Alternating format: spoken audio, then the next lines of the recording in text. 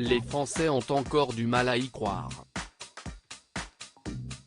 Le 2 mars 2022, Jean-Pierre Pernaut est mort à l'âge de 71 ans.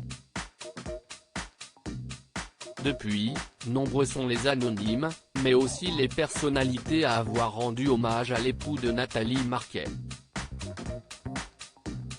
Et ce jeudi 3 mars, l'équipe du JT de 13h, programme qu'il a présenté durant pas moins de 33 ans, a souhaité lui rendre un bel hommage à l'antenne. CST par des images de Jean-Pierre Pernaut saluant les téléspectateurs d'un bonjour que l'édition débute.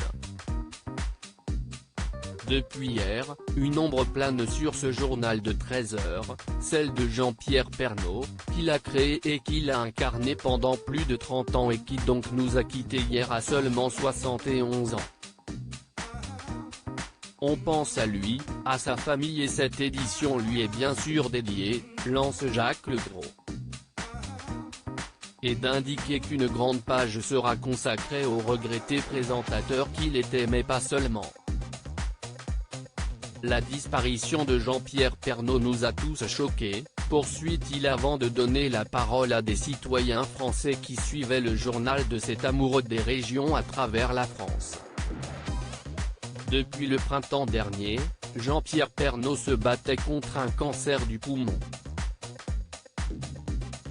Il a été opéré dans le plus grand secret, sous une fausse identité, en septembre. On lui a enlevé un lobe du poumon à droite. Mais, alors qu'il pensait être guéri, il a ensuite appris que le deuxième poumon était touché. Une nouvelle opération étant trop dangereuse, le papa de Lou, né en 2002, et Tom, né en 2003, a subi des radiothérapies. Un traitement qui lui a laissé quelques séquelles. En janvier dernier, les nouvelles n'étaient pas meilleures.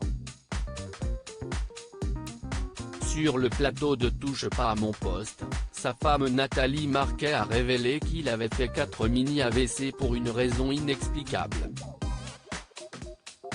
D'autres complications sont survenues par la suite. Comme Pure People l'annonçait, l'ancien présentateur du JT de 13h de TF1 était hospitalisé depuis 3 semaines à l'hôpital Georges Pompidou de Paris. Il y avait subi une opération du cœur et des complications sont apparues 48 heures plus tard. Jean-Pierre Pernaut a ainsi été plongé dans un coma profond. Proche du regretté journaliste et de Miss France 1987, Isabelle Morini-Bosque s'est exprimée sur le sujet dans Touche pas à mon poste, hier soir. Il a fait des mini-AVC. Il a dû être opéré à cœur ouvert, il s'était parfaitement bien remis et d'un seul coup, le corps a lâché. Ce n'est pas son cancer du poumon qui l'a emporté.